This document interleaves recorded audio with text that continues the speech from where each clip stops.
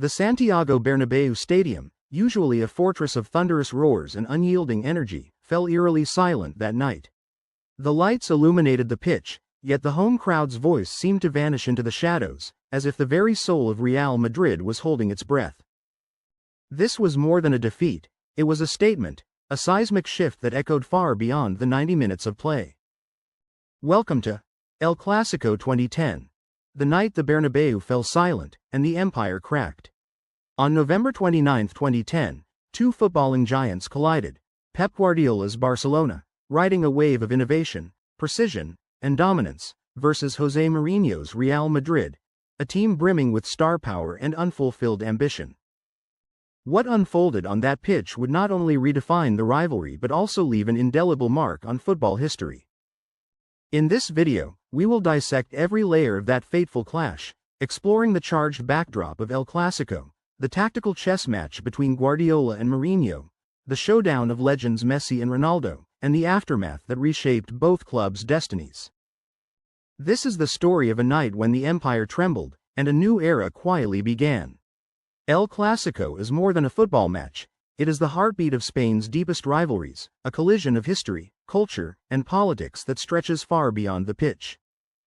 On one side stood FC Barcelona, a team under Pep Guardiola riding the crest of a golden era, having redefined the game with precision, fluidity, and tactical brilliance. On the other, Real Madrid, the Galacticos of José Mourinho's vision, a squad bursting with star power yet haunted by the shadow of Barcelona's dominance. This was not just another fixture, it was the first ever La Liga showdown between Guardiola and Mourinho, a tactical duel that promised fireworks. And at the center of it all, two icons of a generation, Lionel Messi and Cristiano Ronaldo, prepared to write the next chapter of their legendary rivalry. The tension was palpable. Real Madrid had started the season strong, but Barcelona had already made it clear they were operating on a level beyond mere excellence. They were playing like the best team in the world. Analysts warned that Real Madrid needed to find rhythm, resolve, and resilience, or risk being swept aside. At the Bernabéu, the pressure weighed heavier than ever, a stadium where failure would resonate far beyond a single scoreline. For Mourinho and his team, this was no ordinary challenge. A defeat here would be a psychological blow as much as a tactical one, a moment that could redefine the balance of power in Spanish football. The stage was set, the stakes colossal, and the world was watching, knowing that whatever happened would echo in football history for years to come. November 29, 2010, a night that would haunt every Madridista. The scoreboard read 5-0, a crushing reality that no one in white could escape. Xavi struck early in the 9th minute with a delicate lob over Casillas, and in that instant, the Bernabéu, if it had been the stage, would have fallen silent, as though the heartbeat of the club had been paused. By the 17th minute, Pedro doubled the lead, and the air seemed to thicken with a suffocating tension.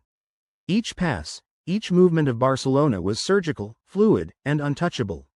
Real Madrid, despite the firepower, seemed rooted, paralyzed, unable to mount even the faintest resistance. As the second half unfolded, David Villa's twin strikes in the 55th and 58th minutes tore apart any remaining hope, turning disbelief into despair.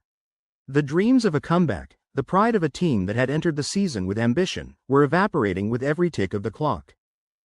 And in stoppage time, Jeffrin sealed the night with the 5th goal, a manita that was less a celebration and more a testament to humiliation. It wasn't just a defeat, it was a psychological obliteration. The Madridistas felt it in their bones. Possession was a distant memory, opportunities vanished before they could form, and Barcelona's confidence was relentless, almost mocking in its perfection. Tactically, Guardiola's side was a symphony of precision. Tiki-taka weaving through every line, Messi orchestrating attacks from the heart of midfield, relentless in movement and vision. Mourinho's Madrid, though packed with talent, was a fortress breached before it even knew the enemy's plan. They were outmaneuvered, outthought, and overpowered. The mental toll was palpable. Real was not merely losing on the scoreboard, it was losing its sense of identity in the very moments when it mattered most. This match also marked the birth of a legendary psychological and tactical rivalry. Mourinho's defiance met Guardiola's serene dominance, and the clash of philosophies would echo for seasons to come. For every Madridista, the night was unforgettable, not just for the scoreline, but for the sense of helplessness, the stark reminder that sometimes even an empire can feel suddenly vulnerable. It was a night of despair, a night that crystallized the gap between aspiration and reality, and a night that left an indelible mark on the history of one of football's greatest rivalries. The aftermath of that fateful night reverberated far beyond the final whistle. For Real Madrid, the 5-0 defeat was more than a loss. It was a stain on their storied history, a blemish in the sacred ledger of El Clásico. The humiliation was immediate, but its echoes were deeper. Mourinho and the club's leadership faced urgent questions. How could a team so rich in talent be so comprehensively outplayed? How should they approach Barcelona and other pivotal matches moving forward? The loss forced a strategic recalibration, both on the pitch and in the dressing room, and for seasons to come, Real would struggle to regain psychological supremacy against their archrivals. What was once a contest of equals became a pursuit, with Madrid chasing Barcelona's shadow rather than setting the pace themselves. For Barcelona, the victory was a statement, a crystallization of Guardiola's golden era. It was more than 5 goals, it was a demonstration of identity, precision, and dominance at its finest.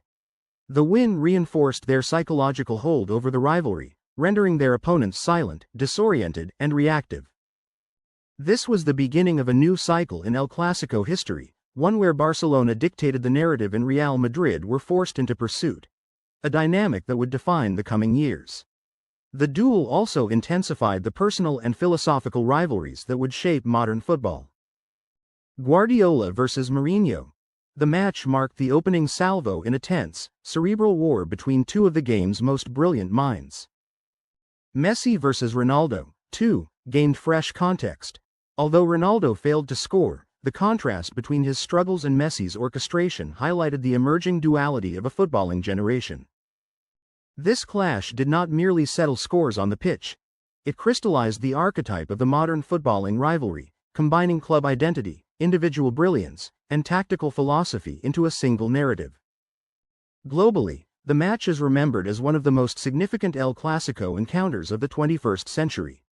It symbolized the shattering of Madridista dreams and the affirmation of Barcelona's supremacy.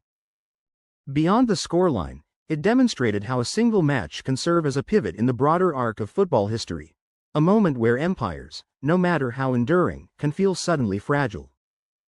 The empire cracked, indeed, was not hyperbole.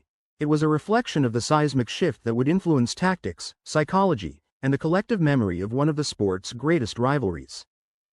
November 29, 2010, was more than a landmark victory. It was a turning point in the hearts, minds, and tactics of two footballing titans. That night, the symbolic Bernabéu fell silent, not from absence of fans, but from the overwhelming force of Barcelona's dominance and the subtle, undeniable shift of an era. Real Madrid, for all their talent and ambition, were confronted with the stark reality of a changing footballing landscape, and the ripple effects would shape the rivalry for years to come. As you reflect on this iconic clash, we invite you to watch the highlights of that El Clásico with a fresh perspective, understanding not just the goals, but the strategy, the pressure, and the narrative that made this match unforgettable. If you enjoy deep historical analyses of football's defining moments, make sure to like this video and subscribe for more. And stay tuned. Next, we'll explore the full 2010 to 2012 cycle of Barcelona versus Real Madrid, or dive into the intense tactical and psychological duel between Mourinho and Guardiola, because the story of these giants is far from over.